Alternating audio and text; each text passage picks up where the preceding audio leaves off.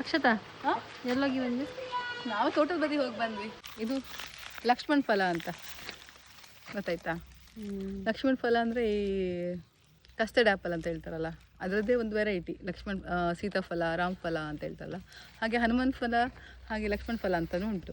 So ಹಾಗೆ ಇದು ಕ್ಯಾನ್ಸರ್ಗೆ ತುಂಬ ಒಳ್ಳೆಯದು. ಫ್ರೂಟ್ ಮಾತ್ರ ಒಂಥರ ಸ್ವೀಟು, ಆಮೇಲೆ ಹುಳಿ ಒಂಥರ ಆ ಥರ ಇರ್ತದೆ. ಟೇಸ್ಟ್ ಅಂತ ಏನಿರೋದಿಲ್ಲ, ಬಟ್ ಕ್ಯಾನ್ಸರ್ ಬರೋದಿಲ್ಲ ಅಂತೆ. ಸೊ ನಾವು ತುಂಬ ನಮ್ಮ ತೋಟ ಸುತ್ತಲೂ ಹಾಕಿದ್ದೇವೆ. ಅದಿನ್ನು ಫಲ ಈಗ ಒಂದೇ ಬರ್ತಾ ಇದೆ, ಇನ್ನೂ ಆಗಿಲ್ಲ, ಗಿಡ ಅಲ್ವಾ.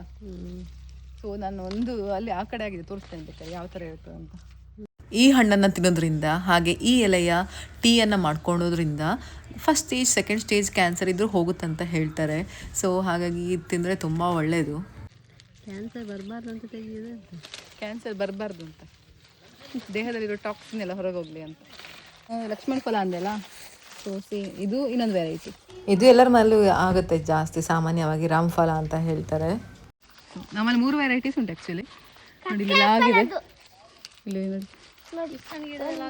ಹಾಂ, ಇದಕ್ಕೆ ಸೀತಾಫಲ ಅಂತ ಹೇಳ್ತಾರೆ. ಅಂಗಡಿಲೆಲ್ಲ ಸಿಗುತ್ತಲ್ಲ, ಎಲ್ರಿಗೂ ಗೊತ್ತಿರುತ್ತೆ. ನೋಡಿ ಇದೆ ಲಕ್ಷ್ಮಣ್ ಫಲ ಅಂದರೆ ಸಣ್ಣದಾಗಿದೆ, ಇನ್ನು ದೊಡ್ಡದಾಗಬೇಕಿತ್ತು. ಇದು ಇನ್ನೂ ದೊಡ್ಡದಾಗ್ತದೆ.